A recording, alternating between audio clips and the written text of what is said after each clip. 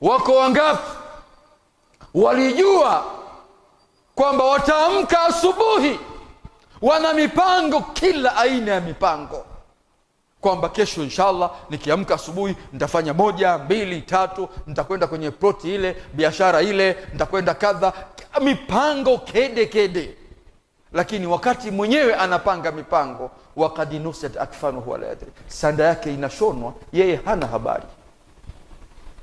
Wewe unapata fursa ya kurejea kwa Allah. Rejea kwa Allah. Anasema au tuqbadhu ruhahu ala ta'a ma'siyah. Hujui roho yako itatolewa wakati gani. Je, itatolewa roho yako uko msikitini wewe unaswali, au roho yako wewe itatolewa katika maasi na unajua kabisa kwamba Mtume Muhammadin sallallahu alaihi wasallam anasema yub'athu al-'abd ala ma mata alayhi, anafufuliwa mja kwa ile hali ambayo alikuwa yeye amefia. Je, utafia wakati gani? Tumia fursa yako hiyo kurejea kwa Allah.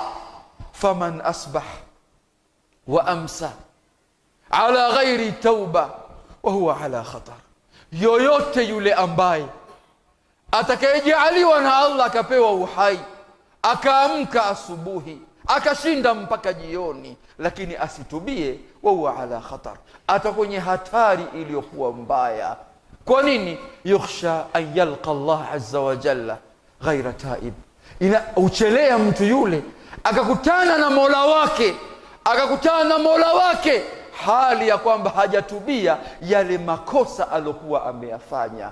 Wa yuhshar fi zamratil dhalimin, anafufuliwa akiwa hakutubia kwa makosa aliyoyafanya katika jopo la misafara siku ya Kiyama na madhalim. Na Allah mwenyewe anasema waman lam yatub faulaika humudh dhalimun, yule ambaye asiyetubia makosa aliyokuwa nayo mpaka mauti yanamkuta, mtu huyu atakuwa miongoni mwa wale ambao walikuwa madhalim. Allah atustiri na tukinge.